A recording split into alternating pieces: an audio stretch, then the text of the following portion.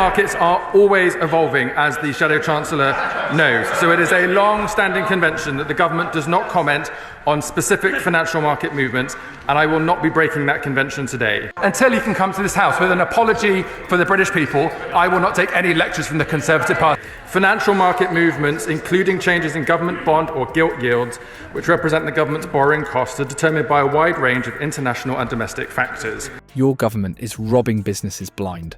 That's not from a political opponent, but from the CEO of Iceland Supermarkets. When Labour MP Darren Jones claimed his party was creating a positive environment for business growth, he wasn't expecting to be confronted with the actual voices of British employers. In this analysis, we track how Jones's arguments dissolve in real time when faced with inconvenient facts. Notice how quickly he abandons economic arguments for moral platitudes when cornered, a tactic you'll spot everywhere in political interviews after watching this breakdown. In recent months, moves in financial markets have been largely driven by data and global geopolitical events, which is to be expected as markets adjust to new information. It is normal for the price and yields of gilts to vary when there are wider movements in global financial markets, including in response to economic data. Before we move on, I'd like to ask you a small favour. If you appreciate this content, please take a second to like this video and subscribe to the channel. Over 98% of you watch the videos without subscribing. It costs you nothing, but it makes a huge difference to us. So, did you click the subscribe button? Great, thank you so much. Now back to the video. The anatomy of political deception is a fascinating spectacle to witness in real time, and Darren Jones's interview gives us front row seats to this peculiar performance art. What begins as a confident display of economic expertise quickly unravels into a masterclass in evasion tactics when confronted with contradictory evidence. The Debt Management Office's gilt sales operations continue to see strong demand, with the latest auction held yesterday receiving 3 times as many bids as the amount on offer. UK gilt markets continue to function in an orderly way.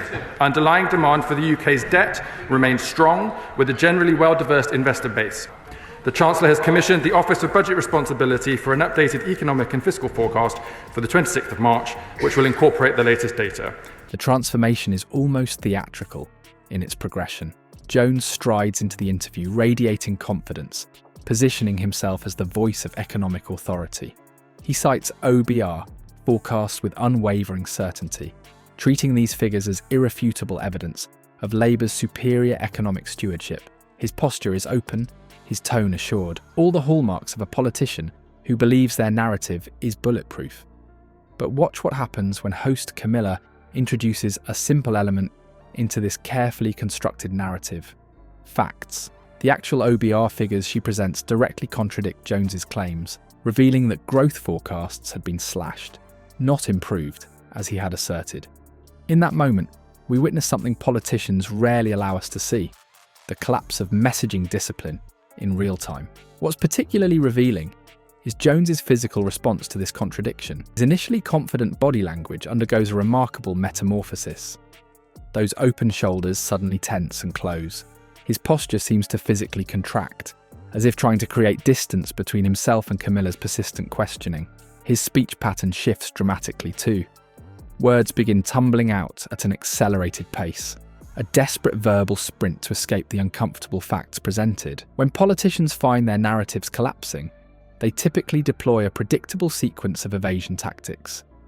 Jones's first manoeuvre is textbook political deflection. Blame your predecessors.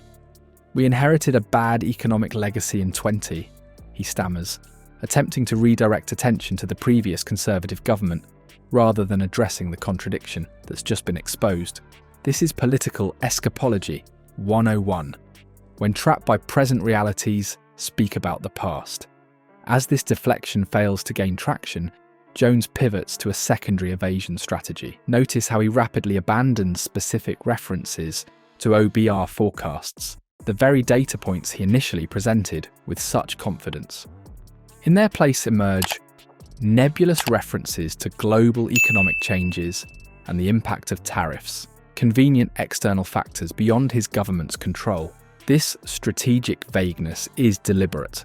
Without specific claims, there's nothing concrete for the interviewer to challenge. The desperate nature of Jones's rhetorical journey becomes increasingly evident as he cycles through a series of justifications. When economic arguments fail, he shifts to moral imperatives about businesses paying their fair share. This transition from practical outcomes to ethical arguments reveals the weakness in his original position. It's a common pattern.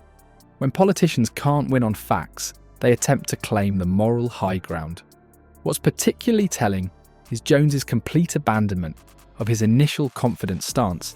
By the interview's conclusion, the politician who began by asserting specific economic benefits now retreats to vague platitudes about the government's approach to the global economy. This represents the final stage of political evasion, a retreat to statements so general they cannot be effectively challenged. The most significant lesson from this exchange isn't about Jones himself or even his party's policies.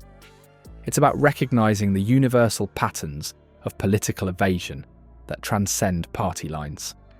Politicians across the spectrum deploy these techniques when their narratives collide with inconvenient realities. The specific claims abandoned in favor of generalities, the blame shifted to predecessors or external factors, the pivot from practical outcomes to moral imperatives. These are the reliable indicators of a politician on the defensive. What makes this interview particularly valuable is how clearly it demonstrates the journey from confidence to collapse. Jones travels a remarkable rhetorical path, moving from specific economic forecasts to predecessor blame to external factors, never managing to reconcile his initial claims with the documented reality Camilla presented. It's a journey that would be almost impressive in its agility if it weren't so transparent. For viewers, this interview offers a valuable lesson in political literacy. When a politician shifts from specific claims to vague generalities after being confronted with contradictory evidence, they're essentially signaling the weakness of their original position.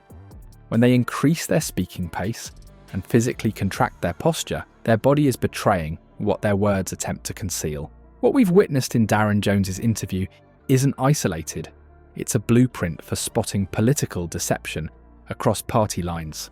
When confronted with contradictory evidence, politicians typically abandon specific data in favor of vague generalities, as we saw with both Jones and Lee Anderson when challenged on their claims. Even Dame Margaret Beckett exhibited similar patterns when criticising Theresa May over Brexit, accusing her of lying to people and wasting weeks and weeks delaying difficult decisions. This cross-party phenomenon reveals the universal tell of political evasion. Watch for the moment when confident data-driven assertions suddenly transform into ambiguous statements or moral posturing. It's the clearest signal that a politician's narrative is unraveling.